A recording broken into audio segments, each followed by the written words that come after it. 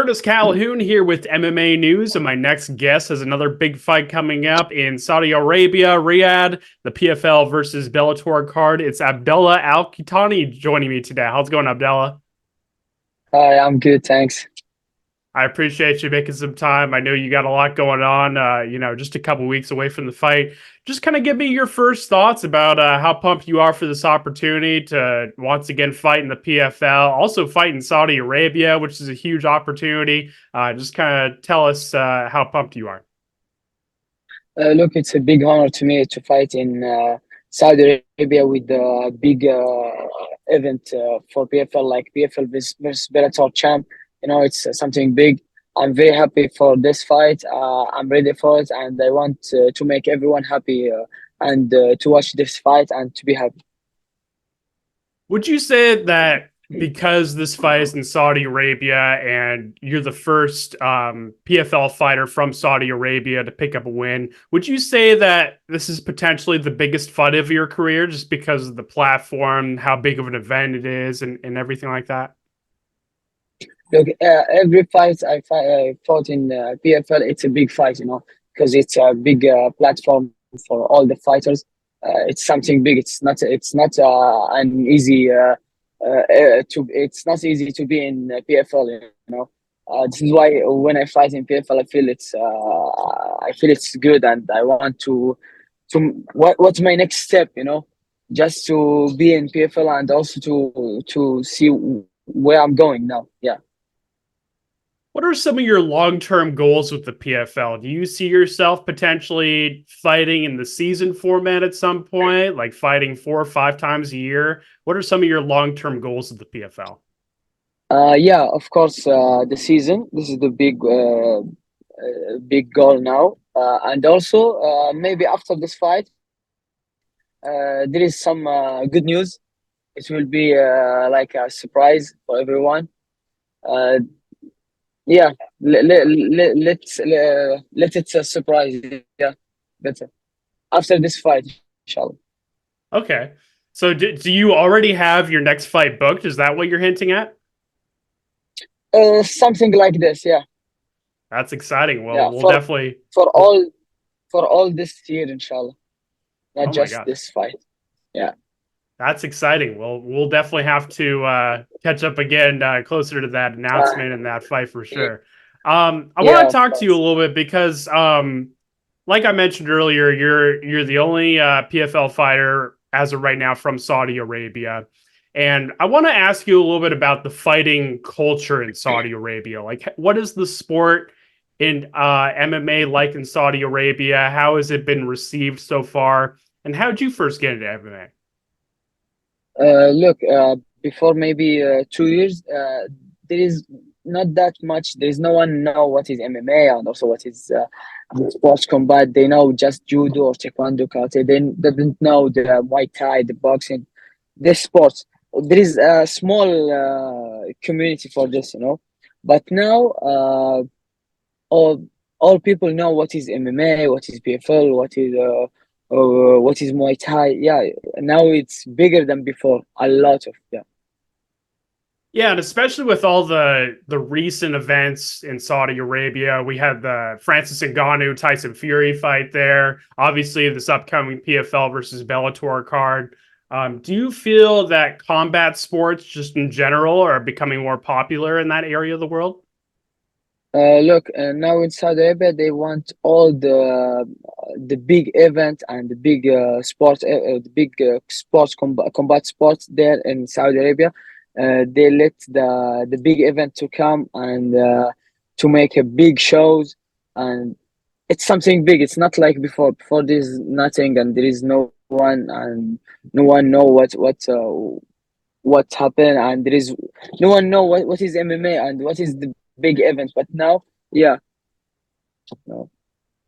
How did you first get into MMA? Because, like I mentioned, there hasn't been like that big of a pop for MMA over the past few years in Saudi Arabia. So, how did you first get into MMA, and how did you get started?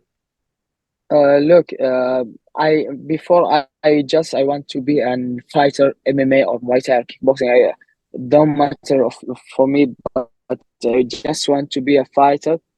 But when I go, more deep in this, I feel I want to be an MMA fighter, not just Muay Thai. Yeah. When I be an MMA fighter, I just want to train. I go to train in a gym, and they go for there is an MMA event, and they need more fighter. The first thing, they need more fighter, and they will do the audition, come and they will see if you are good, you're gonna fight. If you are not, you're not.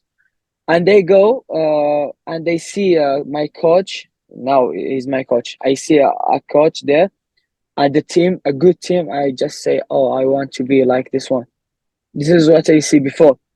And I talk with my coach, and everything is good like this.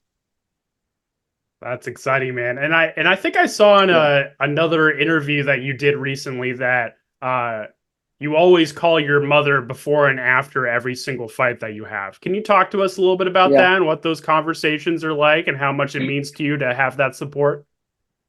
yeah. Look, in my family, who supports me, my mom, the big support. When I'm younger, my mom say, "You're gonna be a world champion," but for what? I don't know. Just a world champion like this. And also when I grow up, you know, I know what she mean with this world champion, and also I want to be in this MMA and or Muay Thai. It's not don't matter to me. It's MMA or Muay Thai or kickboxing, but now it's MMA. And also when I talk with my mom before the fight, I talk with my mom, and it's like a small conversation, what I'm gonna do in the fight, what I will do, how the fight is going, like a plan, small plan, just to talk. Then I go to the fight and I win, and also I call my mom and say, yeah, I do it again, because my mom she can't watch the fight, just hear about my friend, or just talking with my friend about the fight. She didn't see the fight. Is that because she can't watch the fight, like she just doesn't have access, or she doesn't want to just because she's nervous about seeing her son compete Yeah, in a cage and all no, that? because she's nervous. Yeah, Mhm, because I'm the only son for my mom.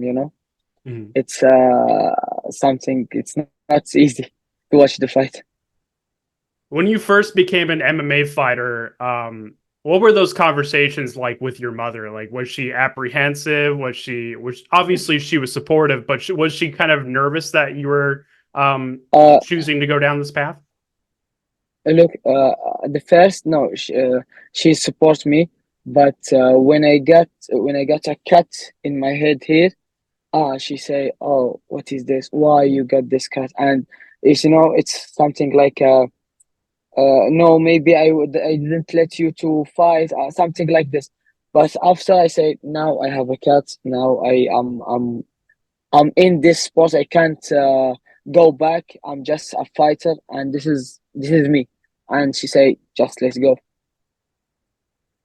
Yeah, Absolutely, man. Well, once again, I really do appreciate the time. Just got one more questions for you. It's great to meet you. Great to chat with you, talk with you a little bit. thank Um, you so much. what can you tell us in terms of PFL fans that are getting ready to potentially watch you for the first time? Maybe aren't as familiar with your career.